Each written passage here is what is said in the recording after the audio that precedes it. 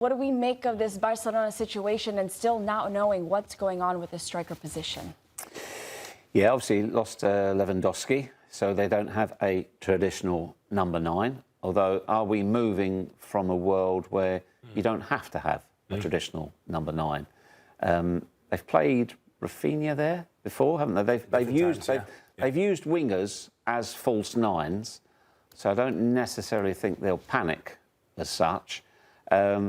I don't know. I'm old-fashioned. I like seeing an identifiable striker who is going to be leading the line. And that's how Hansi Flick plays, isn't it? Yeah, he's always had the traditional number 9, and for the majority of his club football and career, that traditional number 9 has been Robert Lewandowski. So this isn't just an old footballing legend just walking away and going to Major League Soccer. You just lost 19 goals.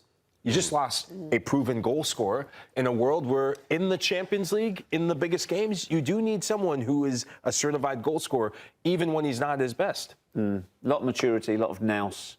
You want to have kept him if possible, but he's gone. There's no point in lamenting that. What do you do? What's the best solution for them?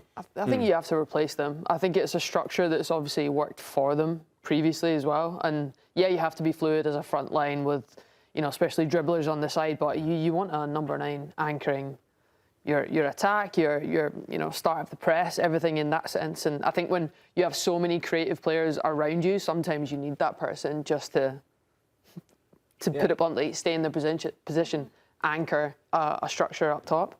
But it depends. There's still such a long way to go in a transfer window, so see what happens. But I think they'll replace for sure. Haven't we known that Robert Lewandowski was probably going to leave for a while now? It feels like they should have addressed this sooner. Yeah, before the World Cup we knew. No. Yeah, but as you know, the transfer window, honestly, it's like internet dating.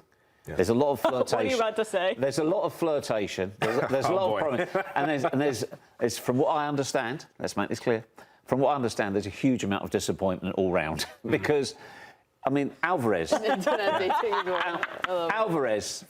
that's all gone quiet, hasn't it? Yeah. Atleti say they will not sell him to Barcelona. He's saying he doesn't want to go to Arsenal. So, I like the transfer window. I know Iriola came out the other day and said, I hate August. You don't know who you've got, you don't know who's going, don't know who you're buying, don't know who you're selling. For us, it's a godsend. Because we can speculate about all these people. And of course, we're never wrong. It's just speculation. Yeah. So, long way to go. I think, to your point, he will, because it's the way he coaches, he'll want a striker. As you said, Jen, as well, it gives you a focal point, doesn't it? Yeah, look, we have to give credit to Hansi Flick because he has made chicken salad out of, well, I can't say it on national TV, but you know what I'm alluding to. Yeah, you can, based off what Geoff has said this week. Well, he's made chicken salad out of chicken shit. There you go. At Barcelona. Hansi Flick will find a way, and he has done a masterful job making Barcelona the elite team, that Real Madrid, that is spoiled for riches, that has more Infinity Stones than Thanos himself, winning titles. But the big thing that I see with this Barcelona side is you had mentioned about who sets the press. He has built this press around Rafinha. He has built this system around a team that is willing to suffer for one another. Yes, they lost in the Champions League. Yes, they lost in Copa del Rey. But for a young team, there is such an elite mindset that they're willing to suffer. There's this belief that they can go and conquer just about any team, anywhere. The big thing now that I see with Barcelona is maybe you don't need, to your point, maybe you don't need an out-and-out center forward. At the end of the day, Barcelona, they want to get Julian. They will go till kingdom come to get him in this summer transfer window because that would change everything about their Champions League pursuits. But they'll go deep to get him. Oh, Geoff, you're going to get me sacked today. No, I think they'll go strongly for him. I'm not going to say it. No, but when you look at the profile of the players that they brought in, Anthony Gordon, who you know very well, you know him very well as well. He's very versatile. He can play as a false 9. We saw him play that at Newcastle. He thrived as a false 9 at Newcastle in the Champions League. This is a different level from Newcastle. This is Barcelona. But I think with the way that Barcelona press, with the way they transition, it'll suit him. And we saw glimpses of that at the World Cup.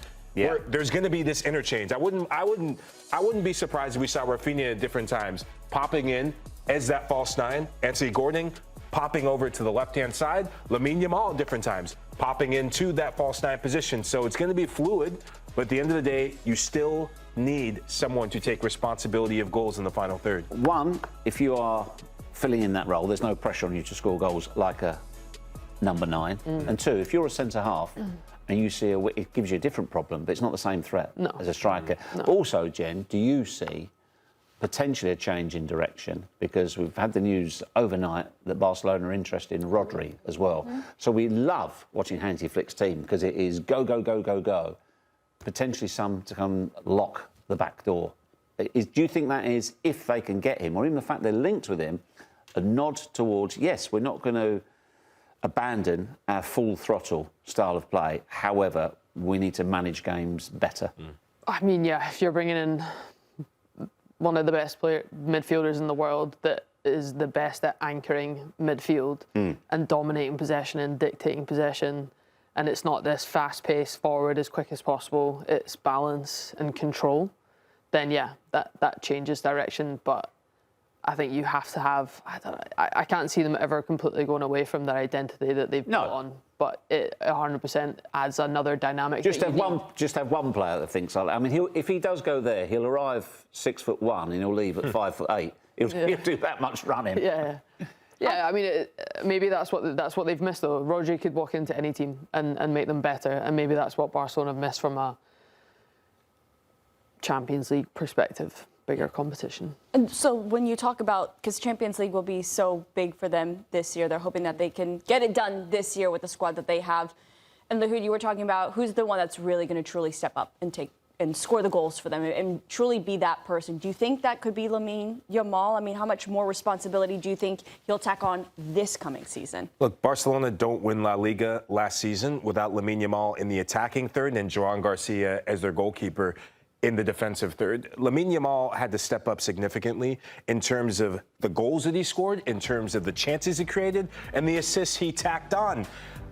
But like I said, should Ferran Torres decide to back up his statements and say that it's on Barcelona to show that they want me, well, if he doesn't want to be there, then get him out the door. Lamine Yamal will have to step up significantly, and I think that he has to evolve his game just a bit, because there are times where we saw it in the World Cup. It sounds crazy to even say this for a generational talent, right? But you can always get better. We can always get better as well on this desk. Lamine Yamal at different times almost looked like he was playing PlayStation or video games, where it's like he's trying to be too cute. He's going to cut in on his left, but there are times you look like he wanted to walk the ball into the back of the net, walk the ball into goal.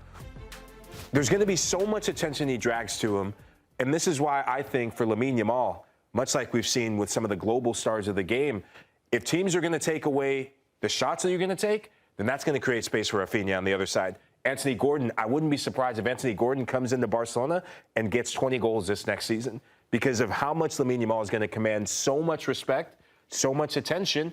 And we saw against Newcastle in the Champions League, when he comes in centrally, teams don't know what to do. Say Lamine Yamal gets the ball centrally, spins off a midfielder, and now he's running down the barrel at the opposing back line in midfield. It's a nightmare. There's going to be spaces open for so many players. I can't wait to see him. You guys think Barcelona wins Champions League next season with the team they currently have? Not without a 9. You think that'll be the difference? But then again, I think the Champions League is a difficult one. When we were talking about Bayern Munich yesterday or earlier in the week, what they got to do to win the Champions League, they didn't do anything wrong. They came up against an exceptional team. So I loved watching Barcelona last season. The 2 defeats to Atleti, or the 3 defeats, or both competitions, that will have hurt them. That to have lost to a domestic rival. The only good thing about it for them, it wasn't Real Madrid. But it's not like they're in terrible trouble. We're not talking about a team that needs a complete rebuild here. You know, they've got a very, very popular manager. I just think they've got a feel-good factor about them that Real Madrid don't have right now. I think they're a more settled club. I know they have financial issues, but the vibe, if you like, around the club is good, is strong. So they just need to be judicious about what they add to what they already have. And then I can only see them kicking on. Thanks for watching this video from Morning Footy. For all news and insights regarding leagues around the world like EFL, Serie A, and all UEFA competitions, both men's and women's, don't forget to sign up for Paramount+.